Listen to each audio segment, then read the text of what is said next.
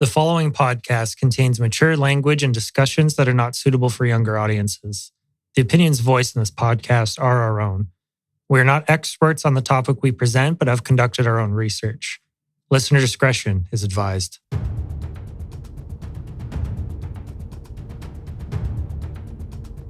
On Labor Day weekend in 1990, the Sousa family returned home from vacation.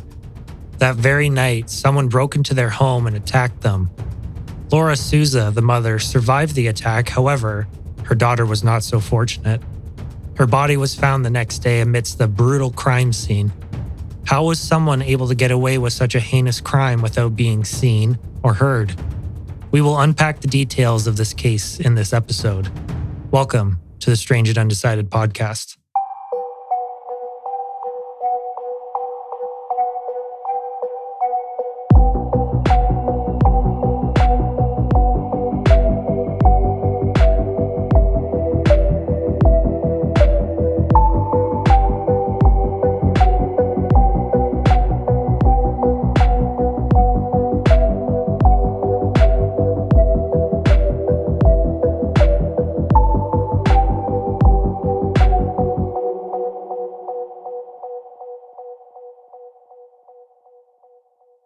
Welcome back to the Strange and Undecided podcast. I'm your host, Jarrett, joined by my co-hosts, Patrick.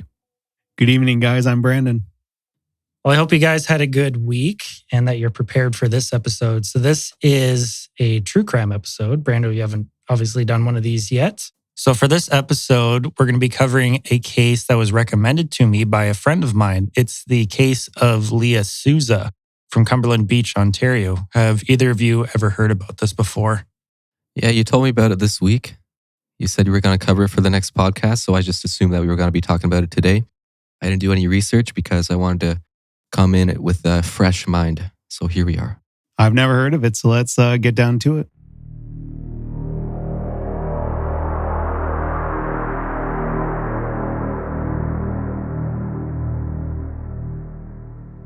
During Labor Day weekend on September 1st, 1990, Leah Sousa and her family had returned to their home in Cumberland Beach, Ontario from a 6-week-long vacation. Being 13 years old, Leah was looking forward to starting her first year of high school the following week, as she had recently graduated from Ardtria Public School.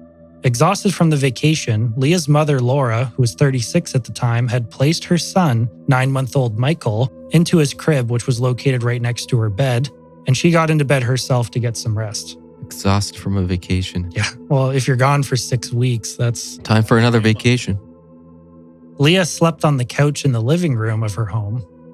Sometime after midnight, estimated between 1:30 a.m. and 3 a.m., someone smashed the glass of the back door, unlocked it, and entered the Sousa home.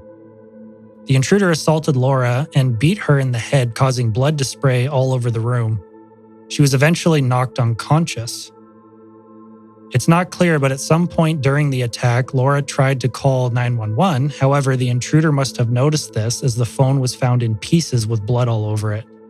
Along with this, Laura's hand was broken. The intruder then left her for dead. Thankfully, Michael was left alone and no harm came to him. The same can't be said for Leah. The intruder then proceeded to attack Leah and sexually assaulted her. He then dragged her through the living room, out the back door, and into the backyard where she was bludgeoned with some type of blunt metallic object. She died from her extensive head injuries. The next day, one of Leah's friends stopped by around 10:30 a.m. as she had called the house a number of times with no answer. It was customary that the friend went around to the backyard to knock on the back door. When she was making her way across the yard, she stumbled upon a grisly scene. But the friend didn't realize it at first and thought Leah was just playing a joke on her, and she even giggled. Her reaction changed to horrified when she saw the blood-soaked and matted grass surrounding Leah. She ran for help as soon as she could, and the police arrived at the gruesome scene.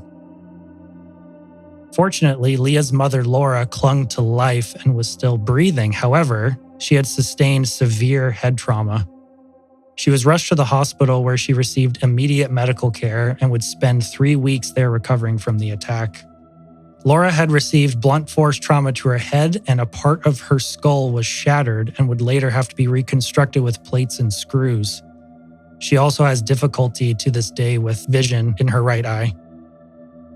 Police interviewed Lora, hoping she would know who did it since she survived. They believe that she must have seen her daughter's killer. However, due to the severity of her own attack, she had lost her memory and could not recall much of what had happened, let alone the identity of the killer. The whole time you were talking about that, I'm like, nothing better happened to the 9-month-old. Like, so sad what happened to Leah, but I was like just thinking of Michael the whole time. Yeah, he was untouched. Like, he was just laying in his crib. There was some blood spray on the crib itself, but besides that, he was left alone. So Lora was attacked first. I wonder what was going through Leah's mind. I was thinking about that too, because if the sequence of events happened where this intruder broke in and went immediately into the bedroom and attacked her mom, why she didn't leave and go run for help. Like, maybe she was scared and didn't know what to do. I mean, she's 13. I mean, my cat scared the crap out of me the other week, and I didn't want to check because I was scared to look. That raises a good point. Police went to work on the scene back at the Sousa home in Cumberland Beach to try and find any evidence they could. Veteran OPP, or Ontario Provincial Police, investigators described the case as one of the most brutal homicides in all of Ontario and one of the worst they had personally seen. Despite the amount of blood at the scene, the investigators were not able to recover any DNA potentially belonging to the killer. Which this shocks me because due to the sheer brutality of the scene, it shows that a lot of aggression was demonstrated here. And for somebody to be that careful during that time and leave absolutely no evidence is quite terrifying. There was no murder weapon or blood-stained clothes recovered at the scene or anywhere nearby that was canvassed. With the amount of blood at the scene due to the brutality of both attacks, there was simply no possible way that the killer would have left the scene without blood all over them. The only piece of evidence that was of value that was recovered from the scene was a bloody footprint. It was determined through forensic analysis that the shoe was size 9 or 10, and it came from an all-leather Nike court shoe or a Nike tennis shoe. The police were stumped at this point in the investigation as they had nothing else to go off of. However, they theorized the following. The killer must have been familiar with the Cumberland Beach area, or they lived in the area. The killer chose the Sousa family as they knew that they were an easy target due to Lora being a single mother taking care of a 9-month-old baby and Leah being so young.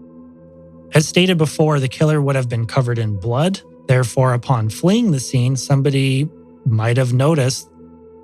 The killer may have known that the family was alone that night and also just returned from a vacation. And potentially someone with information about the murder still resides in Cumberland Beach. So all these factors were things that were taken into consideration and distilled down to try and help the investigators narrow their search for the most part, because at this point it could be absolutely anybody. It is important to note that police haven't been able to rule out the potential of there being more than one attacker. It is equally likely that more than one person might be involved. Unfortunately, even narrowing the search to someone who could fit into the categories I just described didn't produce any results. Leah's killer was not found, and the case went cold.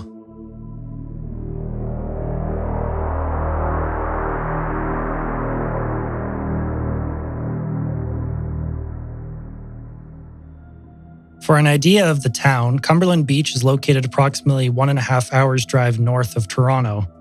The closest large city to it is Orillia, which is approximately 10 minutes south. The small town is located on Lake Couchiching in Simcoe County. The town's main attraction is its white sand beaches and crystal clear waters, but overall it is a quite small and quiet town. Easy to get away with crimes. Or if it's that small, everybody knows everybody, and it's a very tight-knit community. Very hard to get away with crimes. The Sousa's home is located on Beachview Avenue and is between Cumberland Road and Lakeside Drive on the northeast side of the street. It is also only 300 to 400 meters away from Highway 11. The house itself is quite small, measuring only 600 square feet, and it has no basement. On either side of the home, both neighbors' houses are in quite close proximity. This gives the initial impression that there isn't a lot of privacy. However, the backyard of the home stretches pretty far back and is flanked by large trees on both sides, allowing for some shade. The backyard also leads to an empty lot, which is attached to Coronation Avenue, which is the street on the other side. In a nighttime setting, the access point of the empty lot, along with the concealment of the trees, would provide ample cover for someone to sneak onto the property undetected. I'll show you some pictures of the property right now, and I want your thoughts of it. To me, there isn't much privacy from what I could see, but there is shade from the trees. To me, it seems that the neighbors could easily see into the backyard. For those listening, I'll be posting the pictures in the show notes. Yeah, the front looks kind of a little private. There's some trees and stuff in the way, so the back is kind of in view of the neighbor's house. So I feel like if there was some commotion going on, it'd be easy enough for the neighbor to look out and look upon whatever's happening. Well, commotion and noise, right? Because there's no fence. Like there's like no nothing. I know it was like 1:30 in the morning, but how would that not wake somebody up with those houses being so close? I read somewhere in one of the articles that I was going through that apparently one of the neighbors did recall hearing something, but just thought that the neighbors were just making commotion and they were just playing, and it was nothing like this. Like nothing, they weren't expecting murder. Who expects murder? Yeah, good point. Did you mention how Leah was killed? Was she killed in the house and then just taken to the backyard, or killed in the backyard? From what I read, she was killed in the backyard. How do you not hear that then? Yeah, that's the big thing for me. Like, how does nobody hear anything? Unless it was somebody she knew and she was more like just frozen in belief, right? Like, right. There is the potential that she was rendered unconscious somehow inside the house and then dragged out to the backyard afterwards where the rest of the events took place. But then she wasn't buried or anything. She was just left there.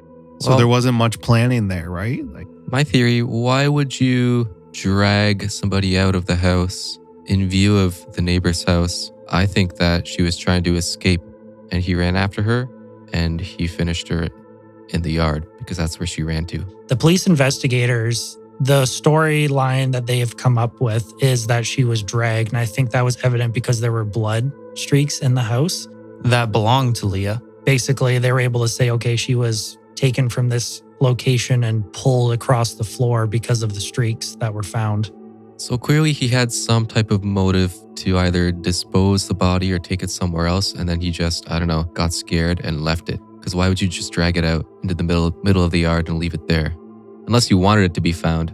That's the confusing thing there. But also I was just thinking too, is back to what you said, maybe he was planning to take her somewhere and maybe he heard something. Maybe like he heard a door open. He saw a light turn on in one of the neighbors' houses and then he just ditched and ran and left. Yeah, there's definitely some sort of mystery here. Something was going to happen and it didn't happen like it was planned.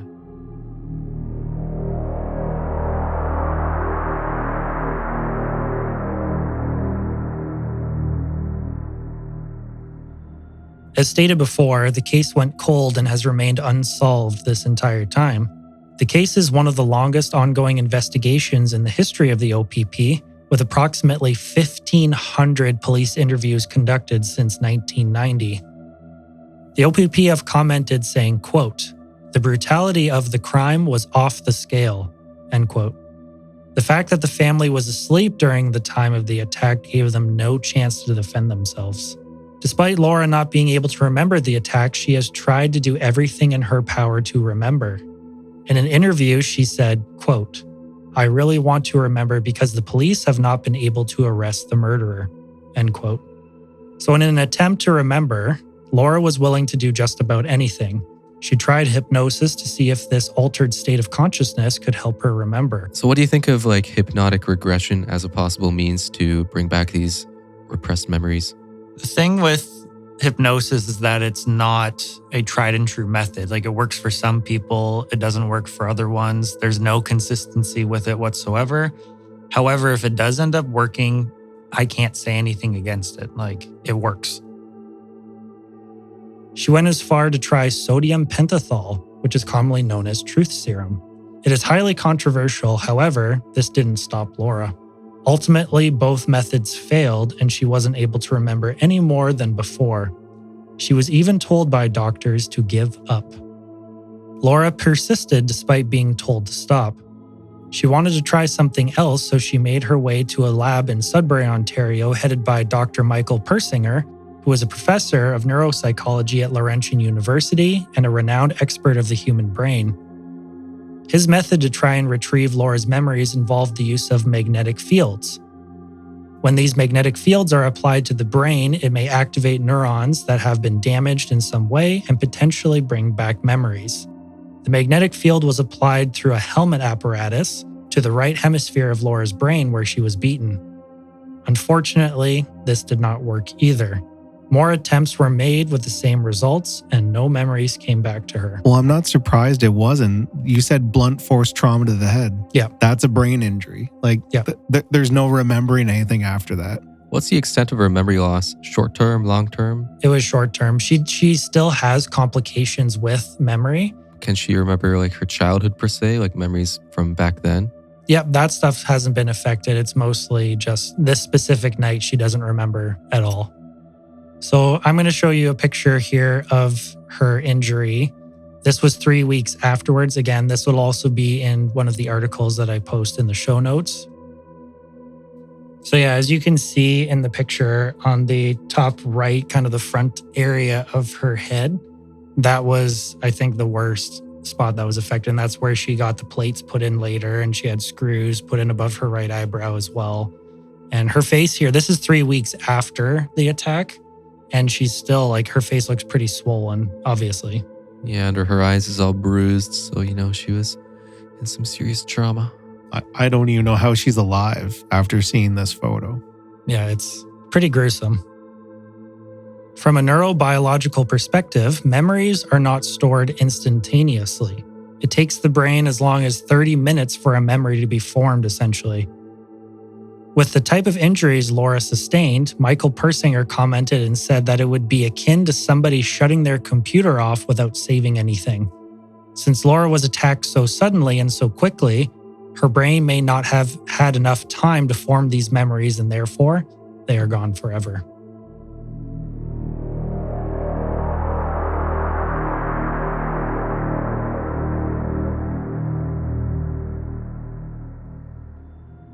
To this day, nobody has been convicted of Leah's murder, and there has been little headway in the case.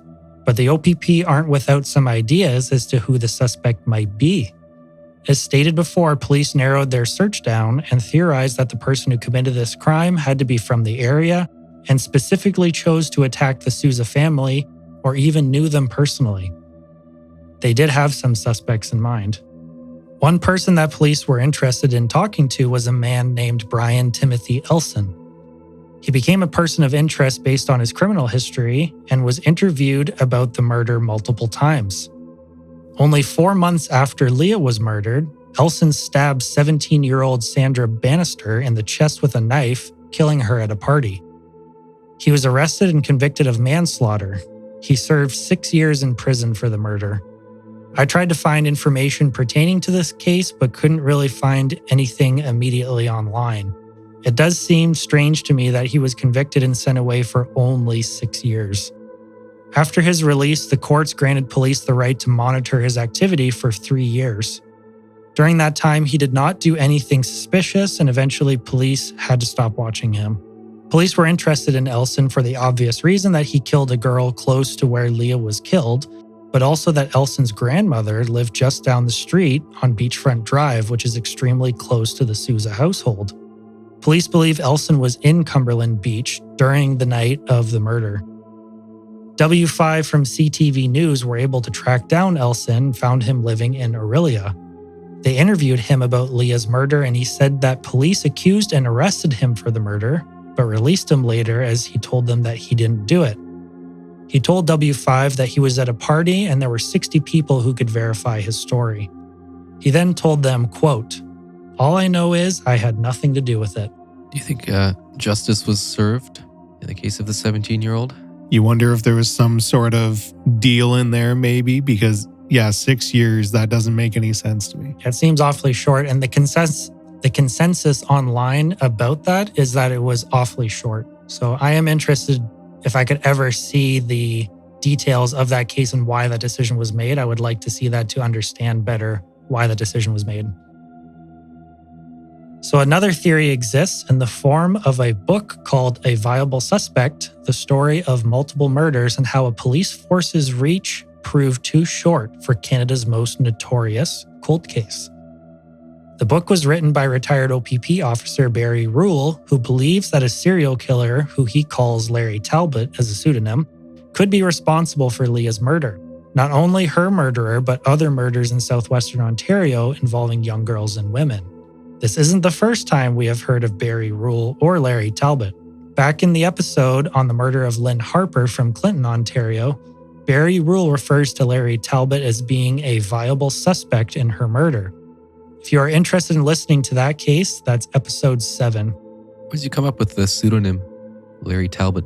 That's a great question. I haven't read the book yet, but I'm sure he probably explains that. But my guess from the outside is that he didn't want to use the person's actual name because they were alive at the time when he was writing the book, potentially.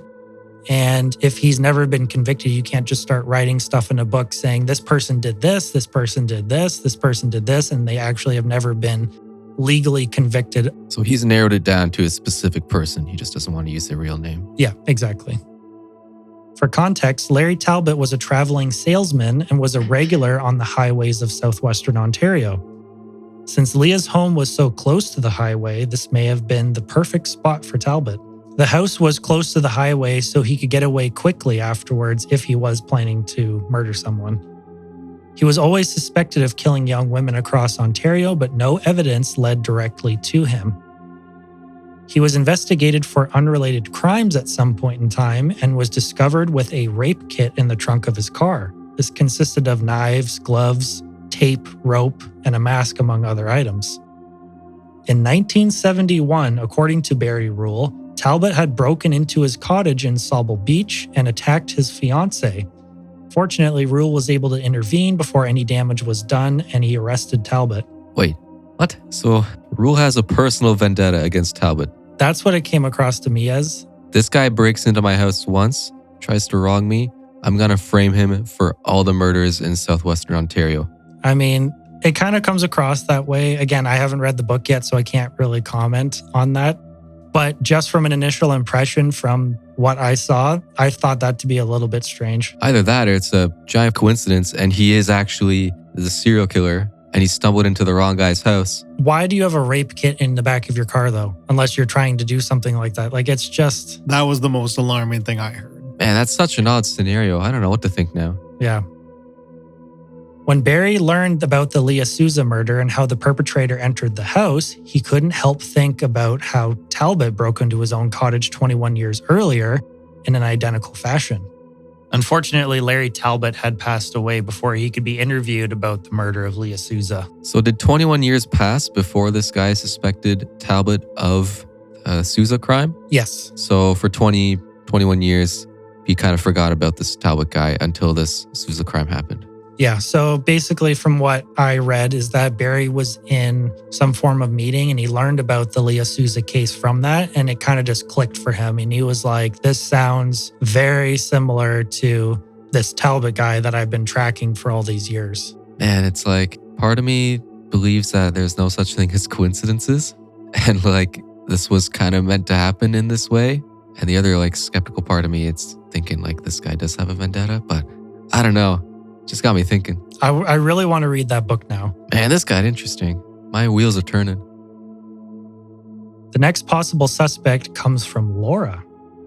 She had written a book about Leah's murder called Poetic Justice, The Search for Leah's Killers. And in the book makes a startling statement. She talks about how her own brother was a drug dealer and at the time of Leah's murder in 1990 was staying with Lora, Leah, and Michael. She obviously knew her brother wasn't capable of doing anything to Leah. However, she speculated the possibility that her brother may have gotten in trouble with some people in a drug-related matter. To retaliate and get back at him, they could have gone to the house in search of him only to find Lora, Leah, and Michael. Here's an obvious route that we haven't covered. What about the father of the kids? I'm glad you brought that up. I have been able to find absolutely no information whatsoever. Is it the same father for both children? No. So Leah has one dad and Michael has a completely separate dad. Well, I mean, I'm assuming the police went to the dads first, and because we haven't heard of anything, there's no viable motive or scenario for them being the perpetrators. For sure, but I would have thought at least there would have been some statement of some sort saying, hey, we looked into both fathers and they were both ruled out as suspects. However, I also think, on the other hand, that for privacy's sake, because they're clearly not in the picture, they just left their names out entirely in any statements about them. Yeah. As far as Laura's story there, if it was like drug dealers getting back at him, wouldn't they just be sending a message, not going and murdering potentially two people? But what if that was the message being sent? Maybe they could have been hopped up on drugs, which causes people to do some things they normally wouldn't do and be extremely aggressive. They could have been really angry, which could have led to this outcome. Is the brother still alive? I have no idea. Again, I wasn't able to find any more information on that. It's also important to note that Michael isn't mentioned beyond him being 9 months old. In all the interviews, he's not mentioned at all. In anything that I was able to find, Michael is completely out of the equation. So I have no idea. So is he not in the care of Lora anymore? Like he was... I have no idea. See, even that, how is there not an answer to that? The other thing too is that it's still an active investigation and there could be details about what happened that police are holding on to and they don't want to release to the public in fear that it could interfere with a conviction one day. Michael would be around our age now. Who knows? Maybe he changed his name and we know him or something. Last but not least was the possibility that Leah fell victim to another serial killer. However, this one was caught. Michael Wayne McGray was convicted of killing 7 people from 1985 to 1998. He claims to have killed an additional 11 to 16 people during this time. So he was only convicted of 7, but he says I killed way more than that. He claims that the murders happened in places all over Canada, such as Halifax, St. John, Montreal, Newfoundland, Ottawa, Toronto, Calgary, Vancouver, and Seattle. I feel like that's every serial killer who's been convicted. They just have a giant ego. They say they've done a lot more than that they've been caught for. For sure. The only way McGray's name came up was from a post on unsolvedcanada.ca on September 23, 2012. The post said the following, quote, I was in prison with a serial killer named Michael Wayne McGray. He described in great detail to me this murder. Maybe because I was an ex-con or there is a $50,000 reward, my credibility is questioned. No one seems to take me seriously, but I am telling you, I interviewed the devil. I was a career criminal who thought I was a bad person until I met Wayne. I have never reoffended since my release from prison, and I have turned my life around. I truly believe with all my heart this man did this crime, which he described in great detail to me. I'm ashamed to admit I befriended him while in prison, but sometimes you keep your enemies closer than your friends, as the saying goes.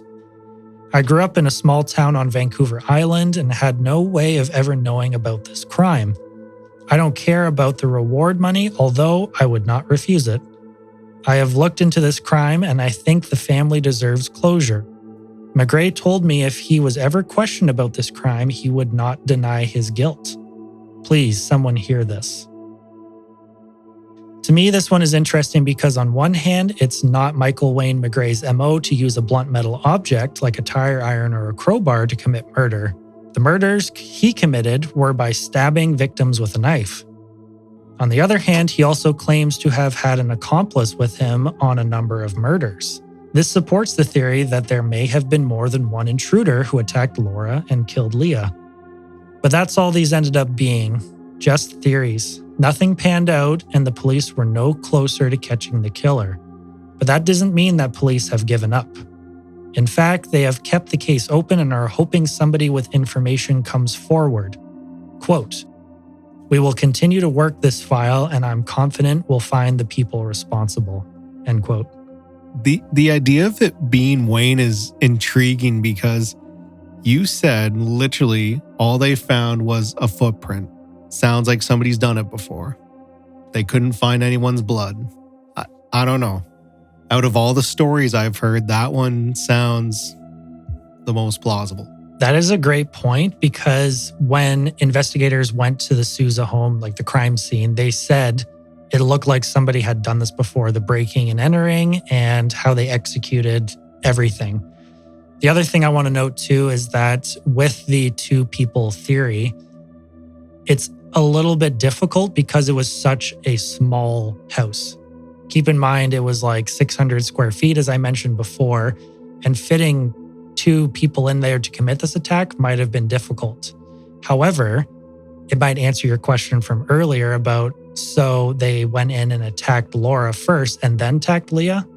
What if that happened concurrently and one person attacked Leah, the other person attacked Lora? We saw the photo of the phone that was smashed. Do you think maybe they did that first? Or do you think it was smashed in the midst of somebody trying to use it? Well, because blood spatter was all over the phone and Lora had a broken hand, I would say they smashed it out of her hand and broke her hand in the process. So I think she was trying to call for help and they saw her do that and immediately stopped that from happening. Maybe they went for Lora first, thought she was gone, and then tried going for Leah, noticed the phone. Again, two people, right? Like Right. two pairs of eyes.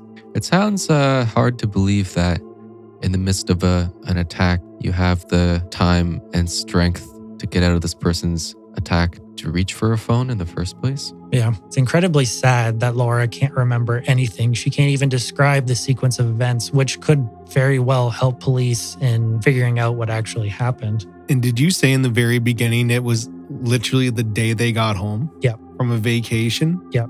Was somebody watching the house? Had somebody just known that nobody was there? And I think that's the main reason why police think it's somebody that knew the family and knew the area, because they were gone for 6 weeks. It's not a crime of opportunity. And also, we saw the house. They weren't going in there to steal valuables or anything like that. Yeah, there's no evidence of nobody squatting in that house while they were away on vacation. Nope, none whatsoever. The house was extremely tidy, as it was described by police.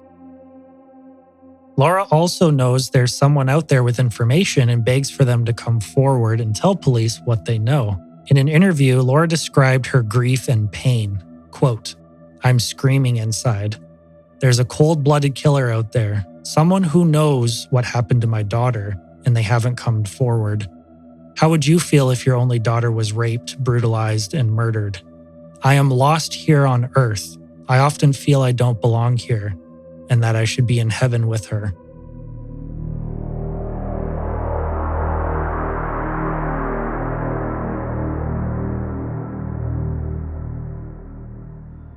There have been many OPP investigators who have worked the case for the past 2 decades and are determined to find the killer.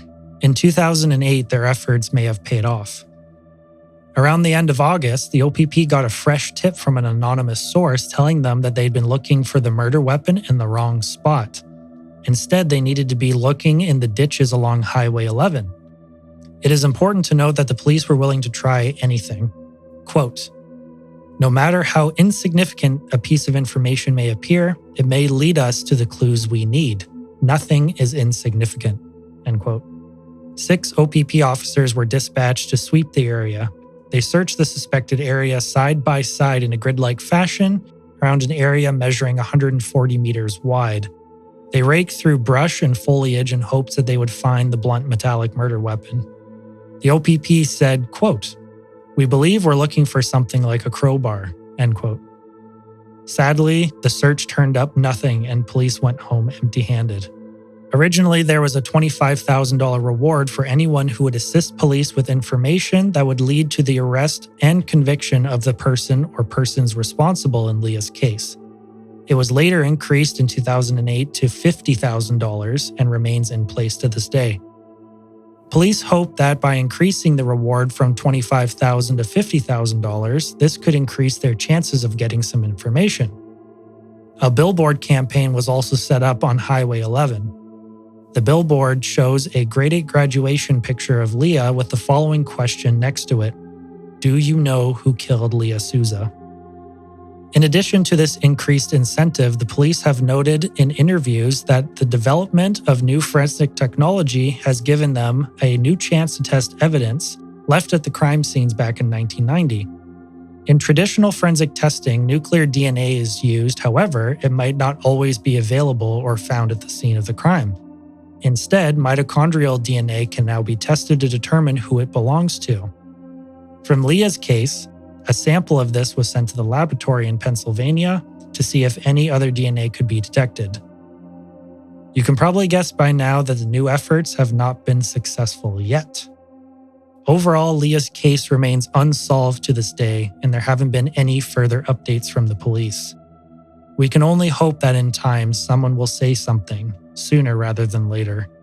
After all these years, Lora's faith hasn't swayed that one day justice for her daughter will come. This is a quote from Lora. As time goes on, you worry that it's never going to be solved. My hope is that one day we'll know what happened and why it happened. I'm hoping that people won't forget.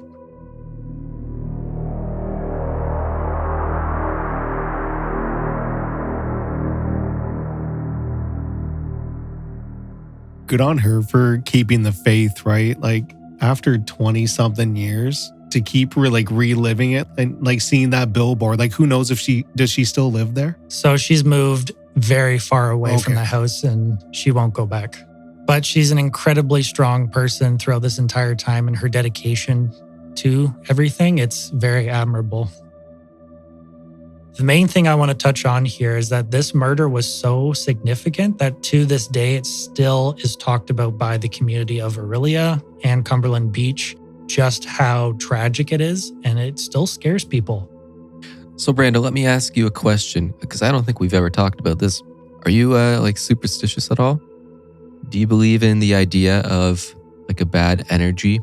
Would you go to this house? It's a good question. Not really. I'm more of a person that like I believe what I see, feel, touch, smell, all that stuff. I think a person can give off bad vibes, but does it have to involve my energy? No, it's... All right, so Brando, what did you think of the case? So I presented a lot of different theories throughout this whole point in time. You kind of briefly touched upon the one that you think is the most plausible, but personally from what you heard, what do you think happened here? What seems the most likely? Yeah, like when you brought up Wayne, it's that one just really resonated with me, but I think this was planned. You can't say it's coincidence that as soon as they get back, somebody went in and tried to kill them. Right. I think that's a really big piece of information. There was only a footprint. That mean, like, if this was like somebody's first time doing this, there's no way it'd be a mess in there, and they would have been caught 24 hours later. And like, then you brought up the thing about the brother. Maybe somebody hired people to go in, send these people a message. They were probably hoping the brother would be there, maybe. I don't know. Or maybe they couldn't find the brother, and it's like, well, we're going to go attack the closest family that you have.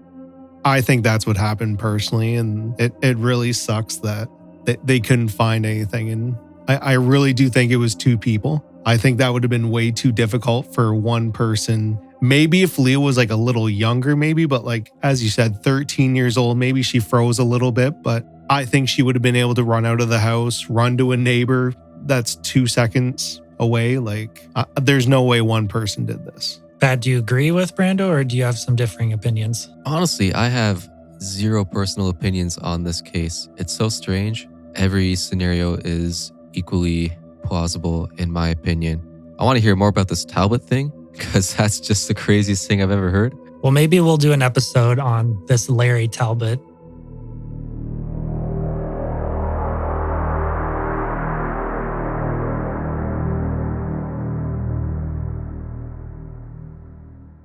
All right, so to lighten up the end of this episode, as it was a really heavy one, I've decided to bring in some trivia for you two.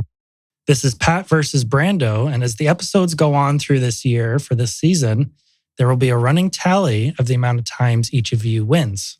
Are you both ready? Ready or not, here we go. I've known this guy for 27 years. This is going to test our friendship. All right, so you're both going to answer one after the other. It's going to be multiple choice. I will then tell you whether you are correct or incorrect. Our first question: what is the most common criminal charge in Canada? Is it A, fraud, B, assault, C, breaking and entering, or D, homicide? My vote's between fraud and assault. I'm going to say assault. I'm going fraud. The answer is C, breaking and entering. So you both got that wrong. So according to the Crime Severity Index, the most common crime in Canada is breaking and entering. And I bet that's the crime that gets the least solved. You are correct about that. Our second question, which province out of the following has the highest rate of violent crimes? Is it A, Ontario, B, Saskatchewan, C, British Columbia, or D, Quebec? I'm going with Saskatchewan just because I've visited there before. There is absolutely nothing to do there. I agree with you. Saskatchewan, that sounds plausible. You are both correct. B, Saskatchewan. According to Statistics Canada and the Crime Severity Index, Saskatchewan has the highest violent crime rate. All right, so our final question. What is the minimum amount of time someone has to serve in Canada for first-degree murder? Is it A, 25 years, B, 50 years, C, 55 years, or D, forever? I'm going to say 25. I really don't want to have to go with the same one as you again, but I was going to go 25. That's fine because 25 is the correct answer. Hey. In Canada, a life sentence is the most severe punishment somebody can receive. No parole is allowed for 25 years. However, people can stay in prison much longer after that, depending on the severity of the crime committed, among other factors. So the courts can decide whether or not you're allowed to leave prison after the 25 years, but until then, you're not eligible for parole. Sergeant Jeff in our Colonel Russell Williams episode actually does a good job of explaining that. So if you want to go and listen to that episode, he, again, being a person of the law, is much more familiar with that than somebody like me or us. So for now, because I only have 3 questions, I don't have extra questions. You guys are going to remain in a tie. So you'll be at still 0 points for Brando, 0 points for Pat.